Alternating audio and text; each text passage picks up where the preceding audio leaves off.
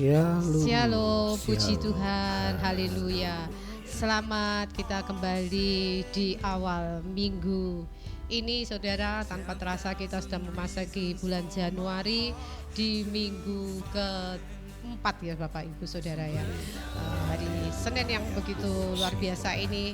Mari kita akan awali minggu ini dengan kita mencari kerajaan surga, memberi makan rohani kita dengan doa, pujian dan firman Tuhan. Mari kita berdoa terlebih dahulu. Kami mengucap syukur, terima kasih Bapa di surga buat kasih setiamu yang ajaib, yang luar biasa yang Kau nyatakan di dalam hidup kami.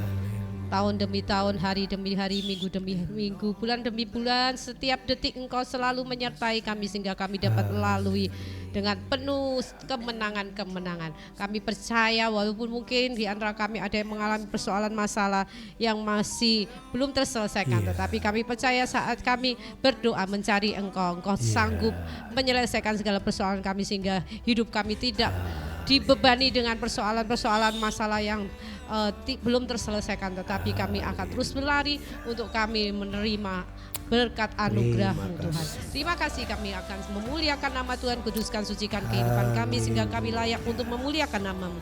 Dan kuasa Roh Kudus menyertai kami sehingga tidak ada satu celah pun yang dapat dipakai iblis untuk menjatuhkan iman kami Tuhan. Terima kasih, hanya di dalam nama Tuhan Yesus kita semua yang diberkati Tuhan, yang sehati sepakat di dalam doa pujian, mari kita aminkan bersama. Amin. Puji nama Tuhan. Tidak selalu apa yang kita doakan itu hari itu juga dijawab Tuhan. Tuhan butuh waktu untuk merenda segala sesuatu. Karena kalau setiap orang berdoa langsung hari itu dijawab, dunia akan kacau saudara ya. Yang dokter berdoa minta berkat harus ada orang sakit. Yang rumah sakit, yang apotek, yang pabrik obat, supaya mereka mendapat berkat, mengalami kesuksesan juga harus ada orang sakit. Kalau orang sakit berdoa minta sembuh, semuanya akan kacau saudara. Untuk itu segala sesuatu Tuhan atur sedemikian rupa untuk melatih iman anak-anak Tuhan untuk sabar, untuk penuh dengan ada penguasaan diri dan ketekunan. Itulah yang Tuhan inginkan. Untuk itu Tuhan pasti menjawab, tapi hanya butuh waktu yang tepat dan kita diminta untuk sabar dan tekun di dalam berdoa. Haleluya. Gloria. Kami bersyukur Tuhan, kalau kami merenungkan hari-hari kami yang lalu, segala sesuatu dapat kami lalui. Kau menjawab doa kami di waktu yang tepat. Selalu Tuhan menjawab doa, namun Dia yang beri yang terbaik di waktu yang tepat. Izinkanlah Tuhan turut bekerja, yang mustahil menjadi mungkin oleh karena percaya. Tak selalu Tuhan menjawab doa, tapi Dia beri yang terbaik di waktu yang tepat. Izinkanlah Tuhan turut bekerja, yang mustahil menjadi mungkin oleh karena percaya. Yesus mendengar lebih dari yang kudoakan. Yesus menjawab lebih dari yang kuharapkan. Dengan caranya di waktu yang tepat, bukan melihat Dia jadikan semua. Yesus mendengar lebih dari yang kudoakan. Benar Tuhan, haleluya. Yesus menjawab apa yang tak pernah kami pikirkan, Kau sediakan bagi kami Tuhan. Dengan caranya di waktu yang tepat, bukan melihat Dia jadikan semua. bersyukur melihat segala perbuatan-Mu yang ajaib, karya-karya-Mu yang ajaib di dalam kehidupan kami. Semuanya sungguh indah. Kami bersyukur Tuhan. Dan selalu Tuhan menjawab doa, tapi Dia beri yang terbaik di waktu yang tepat. Izinkanlah Tuhan turut bekerja, yang mustahil menjadi mungkin oleh karena percaya. Yesus mendengar, Yesus mendengar lebih dari yang ku doakan. Amin. Yesus menjawab lebih dari yang ku harapkan. Dengan caranya di waktu yang tepat, ku kan melihat Dia jadikan semua. Yesus mendengar, Yesus mendengar lebih dari yang ku doakan. Amin. Yesus menjawab lebih dari yang ku harapkan. Dengan caranya di waktu yang tepat, ku kan melihat Dia jadikan semua.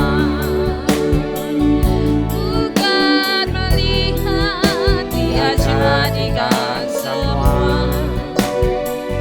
Ku kan melihat Dia jadikan semua.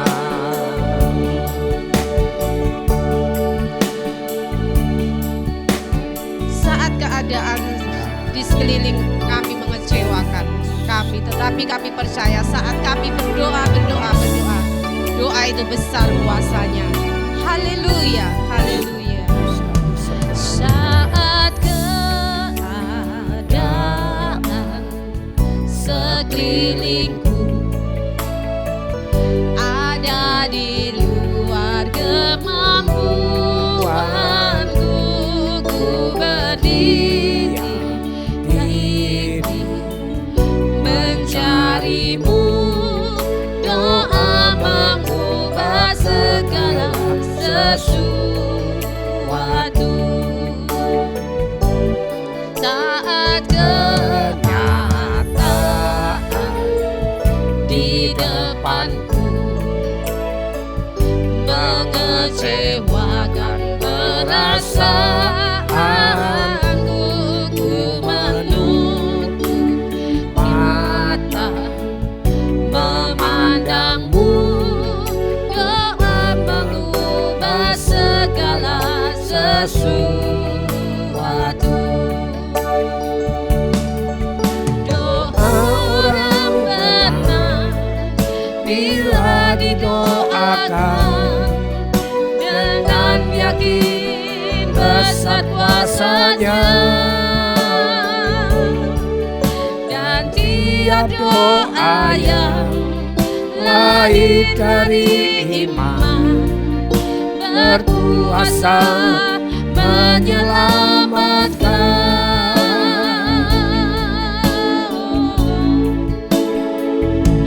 Seperti matahari di tangan-Mu, mengalir kemanapun Kau mau. Tiada yang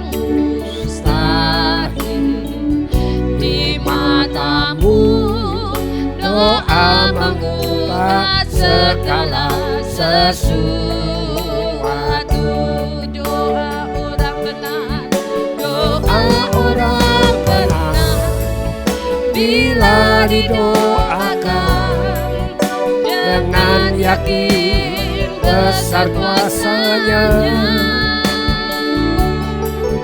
dan tiap doa yang lahir dari berkuasa menyelamatkan. Oh,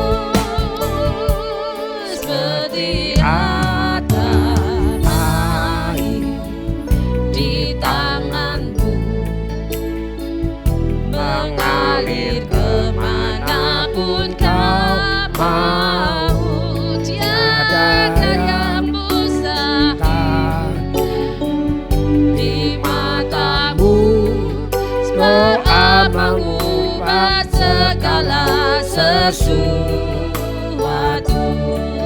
doa mengubah segala sesuatu, doa mengubah segala sesuatu.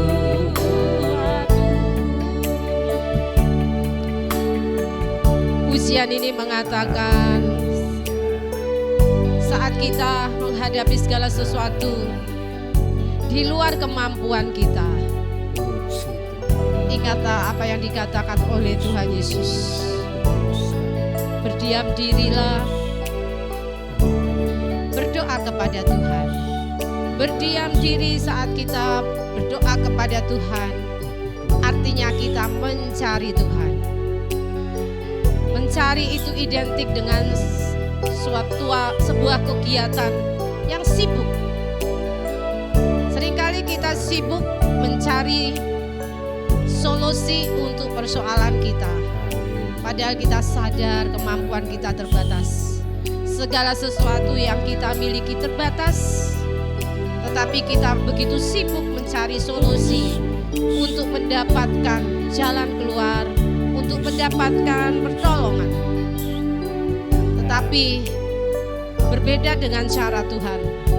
Mari kita sibuk bukan mencari solusi dengan kekuatan kita, dengan pemikiran kita, dengan mengandalkan manusia, tetapi mari kita sibuk mencari solusi dengan mencari Tuhan. Berdiam diri, menutup mata, memuji nama Tuhan. Percayalah, tidak ada yang sia-sia. Doa orang benar itu besar kuasanya.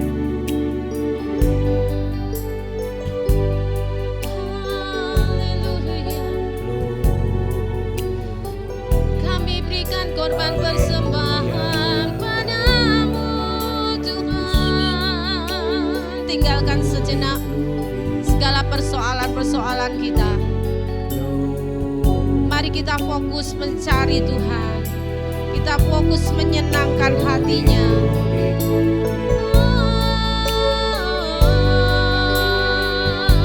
Kami rindu akan-Mu Tuhan, seperti rusa yang rindu akan air kehidupan, air sungai-Mu. Engkaulah air kehidupan yang sanggup memuaskan dahaga jiwa kami. Kami bersyukur, kami bersyukur. Terima kasih. Glory, glory. Haleluya. Sana diberkati yang datang di dalam nama-Mu Tuhan Yesus. Kami percaya Engkau turut bekerja di dalam segala perkara-perkara yang kami hadapi. Engkau selalu Immanuel, janji-Mu selalu menyertai kami. Tidak akan membiarkan kami sendiri. Tangan kanan-Mu, kuat kuasa tangan-Mu yang ajaib, yang akan selalu menopang kami, selalu menuntun kami saat kami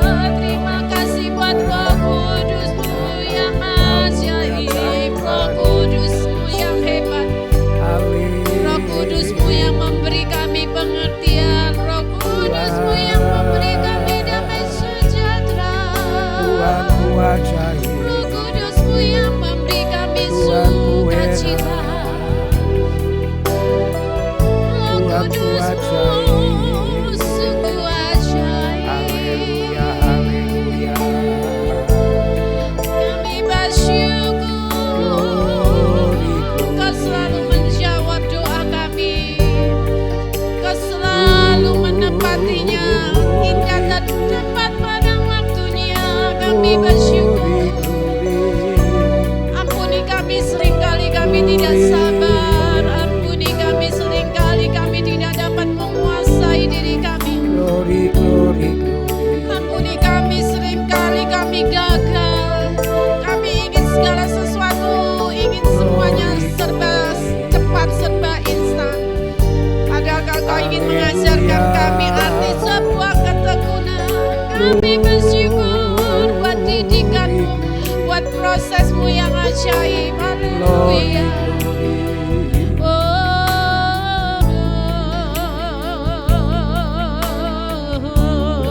Glory, glory, glory. Kami sembah. Yesus mendengar lebih dari yang kudoakan. Yesus menjawab lebih dari yang kuharapkan. Dengan caranya di waktu yang tepat, ku kan melihat Dia jadikan semua. Yesus mendengar lebih dari yang kudoakan. Yesus menjawab lebih dari yang kuharapkan. Dengan caranya di waktu yang tepat, ku kan melihat Dia jadikan semua. Yesus mendengar. Haleluya. Telingamu tidak kurang tajam untuk mendengar seruan kami. Tanganmu tidak kurang panjang untuk menolong kami. Haleluya. Dengan caranya di waktu yang tepat,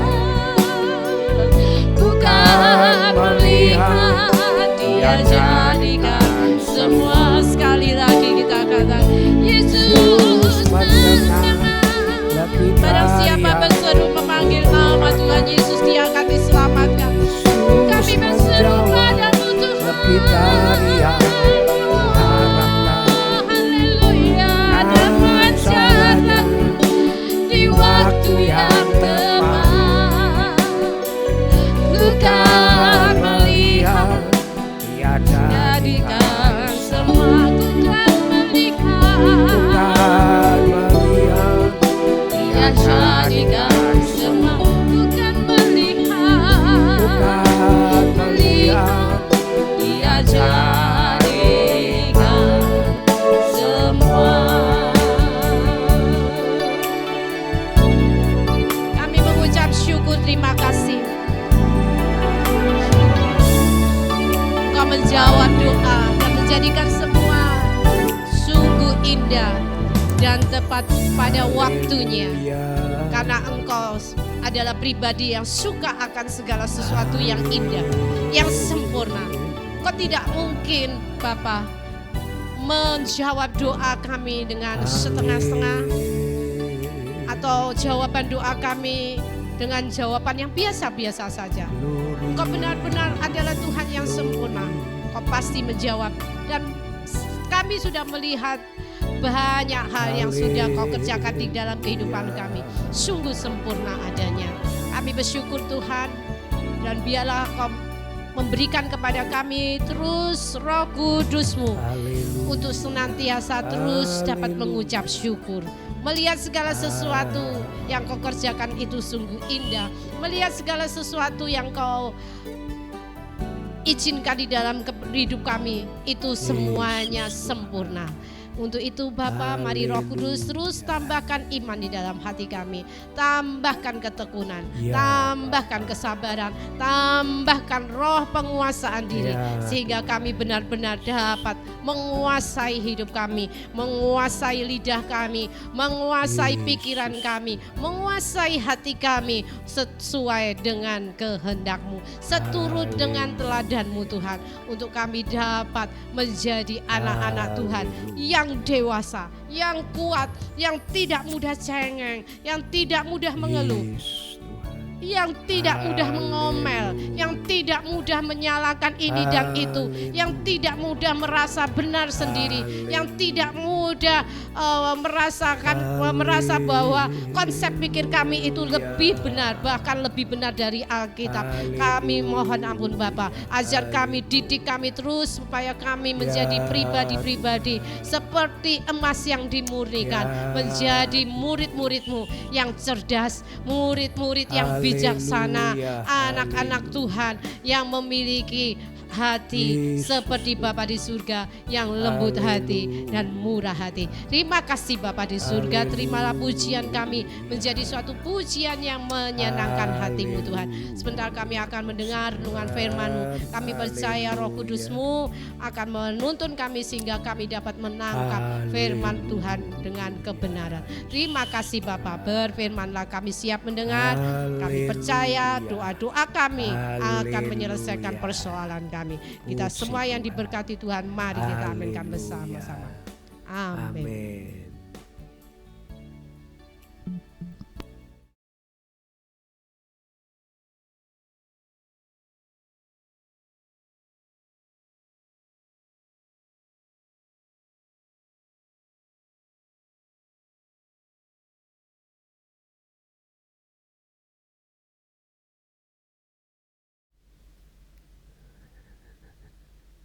Saudaraku yang dikasih Tuhan, ya kadang-kadang ada hal-hal yang luar biasa ya. Hari ini kita membahas di dalam Yesaya pasal 11, 12, 13. Yesaya 11, 12, 13. Saya akan membacakan di dalam Yesaya 11 ayat 1 dan seterusnya. Raja damai yang akan datang, suatu tunas akan keluar dari tunggul Isai. Jadi Tuhan Yesus yang datang itu dinubuatkan harus dari keturunan tunggul ya, harus dari benihnya Isai, benih Daud. Dan taruk yang akan tumbuh dari pangkalnya akan berbuah. Roh Yahweh akan ada padanya, roh hikmat dan pengertian, roh nasihat dan keperkasaan, roh pengenalan dan takut akan Yahweh. Ya, kesenangannya ialah takut akan Yahweh. Ia tidak akan menghakimi dengan sekilas pandang saja atau menjatuhkan keputusan menurut kata orang, tetapi ia akan menghakimi orang-orang lemah dengan keadilan dan akan menjatuhkan keputusan terhadap orang-orang yang tertindas di negeri dengan kejujuran.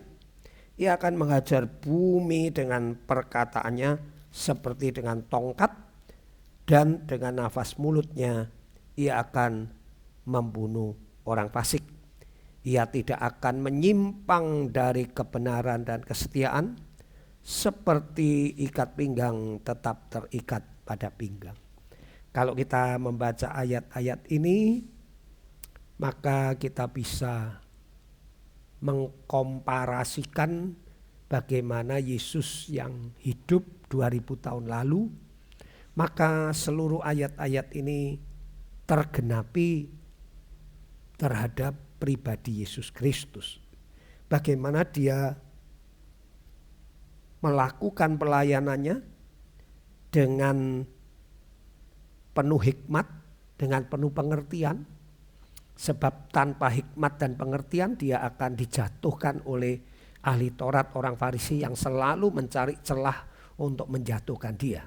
Tetapi kita tahu Tuhan Yesus tidak pernah bisa dijebak oleh pertanyaan ataupun rekayasa orang Farisi dan ahli Taurat. Itu sebabnya dia penuh hikmat dan dikatakan ia tidak akan menghakimi dengan sekilas pandang saja atau menjatuhkan keputusan menurut kata orang.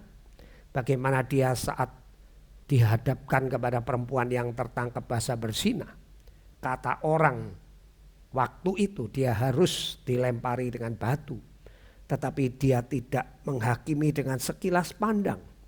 Karena dia mengerti setiap orang pada dasarnya berdosa. Dan orang berdosa perlu pengampunan, perlu anugerah, bukan dihukum. Pada saat-saat seperti sekarang ini kita tahu bahwa hukuman itu tidak akan bisa memberhentikan kejahatan, ya, tetapi pembinaan itu akan bisa mengubah tabiat yang jahat. Itu sebabnya penjara disebut lembaga pemasyarakatan. Karena apa? Karena penjara itu bukan tempat menghukum orang, tetapi tempat untuk membina, mengampuni, kemudian memasyarakatkan kembali. Nah, saudaraku, itulah yang diajarkan Yesus. Dia tidak menghukum, menghakimi dengan sekilas pandang, tetapi dia penuh kebijaksanaan. Dan dikatakan dia akan menghakimi orang-orang dengan keadilan. Ya. Kemudian ia akan menghajar bumi dengan perkataannya seperti dengan tongkat. Itu sebabnya 2000 tahun yang lalu tatkala Yesus berkhotbah, dia menghajar seolah-olah dengan kata-kata kebenarannya itu menelanjangi ahli Taurat orang Farisi. Dengan kata-kata hikmatnya itu seolah-olah menghajar orang-orang munafik. Jelas ayat ini dikatakan ia akan menghajar bumi dengan perkataannya seperti dengan tongkat. Yesus tidak perlu memakai tongkat. Yesus tidak perlu menggunakan pedang untuk menghajar. Cukup dengan firman kebenaran yang penuh kepura-puraan ditelanjangi. Yang tidak jujur merasa tertemplak. Yang sewenang-wenang. Yang egois. Semuanya seperti dipukul dengan tongkat. Ya, itu sebabnya apa yang Yesus katakan itu membuat reaksi. Yang pertama, orang itu akan sadar dan bertobat. Dan ini mudah-mudahan yang kita ambil. Tatkala kita mendengar perkataan-perkataan Yesus dan hati nurani kita tertemplak, maka kita bertobat. Dan yang kedua yang diambil oleh orang Farisi ahli Taurat, mendengar khotbah-khotbah perkataannya, menentang, melawan. Saudaraku, nubuat di dalam Injil Lukas, anak ini akan mendatangkan pertentangan. Firman Tuhan hanya mengakibatkan dua hal. Kalau saudara rendah hati, saudara akan berkata, ya betul yang dikatakan Tuhan Yesus. Aku egois, aku semena-mena, aku kurang rendah hati. Dan engkau akan bertobat, berubah. Atau engkau mengatakan tidak, yang dikatakan tidak benar.